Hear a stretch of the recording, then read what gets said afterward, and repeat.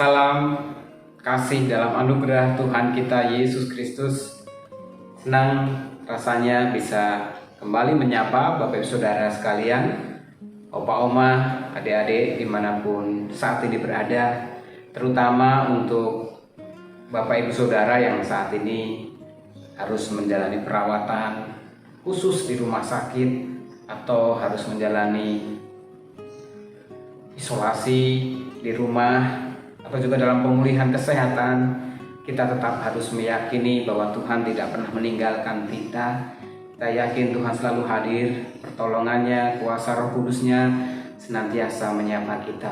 Biarlah kita mengingat pujian dari PKJ 97 yang mengingatkan kepada kita memiliki Roh Kudus yang menjadi kekuatan kita.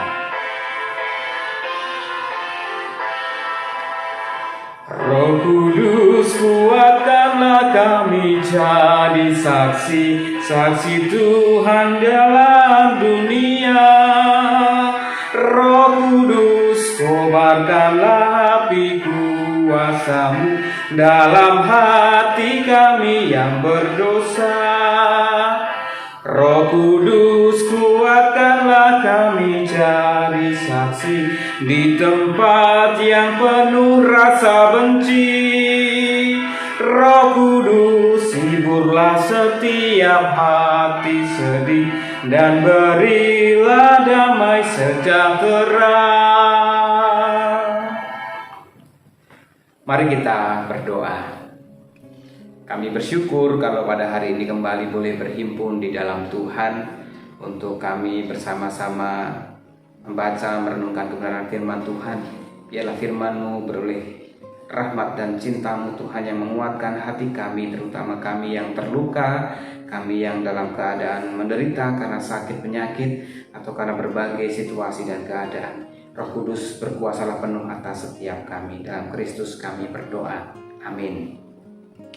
Bapak Ibu dan Saudara dikasihi oleh Tuhan Yesus Kristus, tema pada Sapaan Gembala minggu kedua saya merupakan lanjutan dari tema besar kita, hidup dalam rencana Allah. Hidup dalam rencana Allah memang tidak mudah, tapi percayalah, hidup kita akan melimpah dengan anugerah. Pada minggu yang kedua ini, Bapak Saudara, bagaimana kita hidup dalam rencana adalah bagaimana kita memutuskan hidup kita, diri kita bagi Tuhan. Hidup dalam kekudusan adalah bagian dari perilaku kehidupan orang-orang yang hidup dalam rencana Allah. Firman Tuhan dalam 1 Petrus pasalnya yang ketiga ayat 15 mengatakan demikian. Tetapi kuduskanlah Kristus dalam hatimu sebagai Tuhan. Saya baca sekali lagi. Tetapi kuduskanlah Kristus dalam hatimu sebagai Tuhan. Bapak dan Saudara dikasihi oleh Tuhan Yesus Kristus, firman Tuhan dalam 1 Tesalonika 5 ayat 23 memang menyatakan bahwa Allah lah yang menguduskan orang percaya. Kita dikuduskan oleh Allah melalui pengorbanan Kristus di kayu salib. Namun sebagai manusia, kita memiliki kehendak bebas. Memang terkesan sangat paradoks ya. Allah yang bisa mengkuduskan, tetapi firman Tuhan dari 1 Petrus 3 ayat 15 ini meminta kita untuk mengkuduskan diri kita bagi Kristus. Baik Saudara, kalau kita cermati, kita perhatikan maksud dari Petrus ini. Apa sih Bapak Saudara? Petrus mengingatkan, Petrus mengajarkan, Petrus menegaskan agar kita sebagai orang percaya itu memiliki komitmen yang sungguh kepada Kristus yang sudah menguduskan kita. Seperti tertulis dalam Yohanes pasal 17 ayat 19 yang mengatakan orang percaya harus menguduskan Kristus dalam hati mereka sebagaimana Kristus sudah menguduskan dirinya bagi mereka. Apa sih itu menguduskan Bapak Saudara? Dalam konteks perjanjian lama, kata kudus, kados artinya memang dikhususkan. Dengan demikian kita bisa memahami ketika Petrus mengatakan bahwa kita harus mengkuduskan Kristus dalam hidup kita, artinya kita harus mengkhususkan Kristus dalam hati kita, dalam diri kita, dalam hidup kita. Orang percaya harus mengkhususkan Kristus.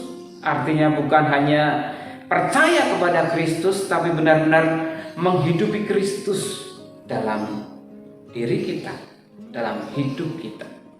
Ingat ya saudara, kalau dalam konsep Yahudi, artinya ketika kita menggunakan kata mengkuduskan Kristus dalam hati kita, itu artinya menyeluruh dari diri kita, pemikiran kita, perkataan kita, dan perbuatan kita. Dengan demikian bagaimana kita mengkuduskan Kristus dalam hidup kita? Yaitu bagaimana dalam 3 hal itu tadi saudara. Bagaimana kita,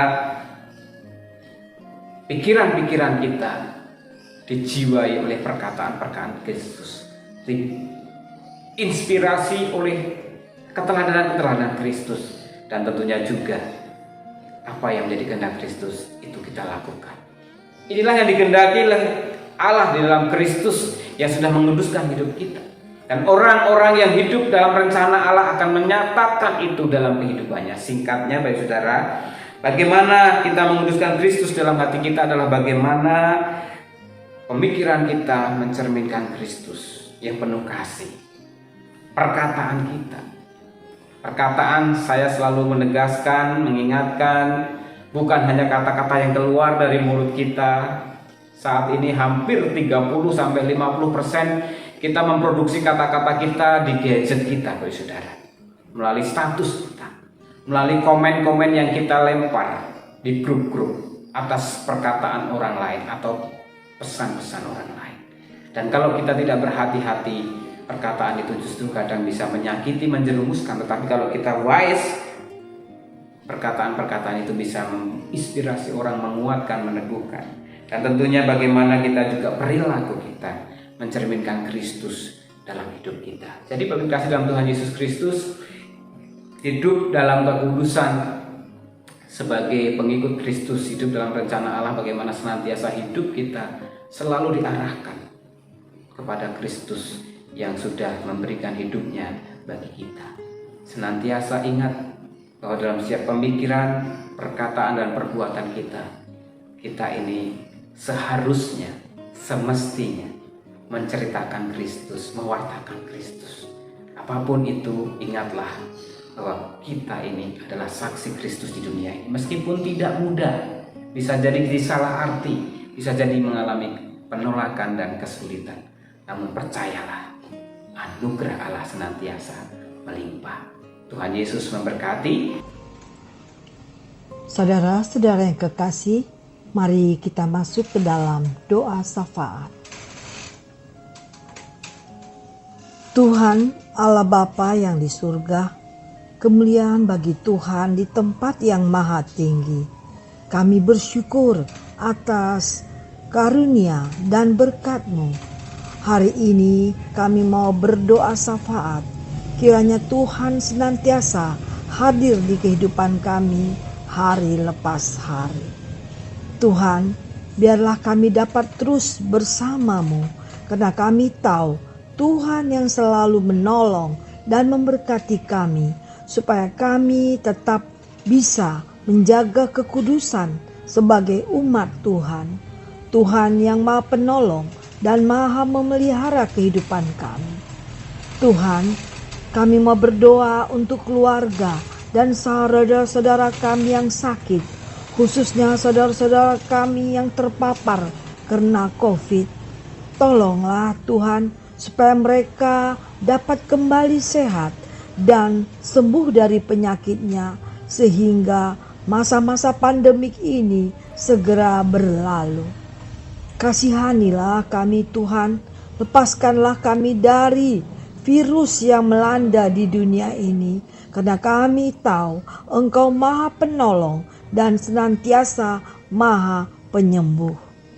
Kami berdoa untuk orang-orang yang bekerja, baik dalam pemerintahan dan swasta. Semua boleh bekerja dengan baik dan mereka mendapatkan hasil yang baik, karena Tuhan memberkati dan memberi semangat kepada saudara-saudara kami ini, dan semua tetap dalam anugerah Tuhan. Tuhan, Engkau juga tahu perekonomian pada negara kami ini. Banyaknya orang-orang yang tidak dapat bekerja. Karena itu Tuhan, perekonomian negara kami kian sulit. Tolonglah Tuhan. Tolonglah Tuhan, perekonomian negara kami ini semakin baik. Pulihkanlah Tuhan negara kami semakin baik. Dan hanya kami mengandalkan Tuhan. Berkatilah Tuhan. Kepadamu-lah kami memohon, dan dengarlah Tuhan seruan dan doa-doa kami ini. Mampirlah Tuhan, dengarlah doa kami ini yang kami alaskan di dalam nama Tuhan Yesus Kristus. Kami berdoa dan bersyukur kepada Allah Bapa di surga. Amin. Kita naikkan kembali pujian tadi, bait yang ketiga dan bait yang keempat.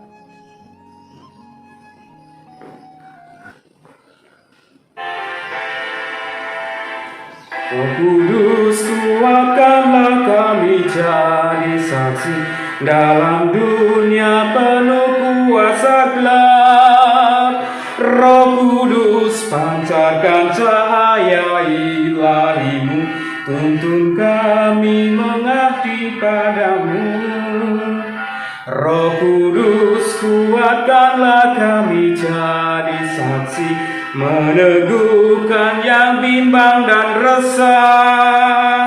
Roh Kudus, yakinkanlah kami dalam iman, dan beri pengharapan yang segar. Hanya Dialah yang tahu kan segala rahasia. Tiada ku takutkan kuasa gelap, masa yang datang tak jelas, tapi ini terang bagiku. Tangan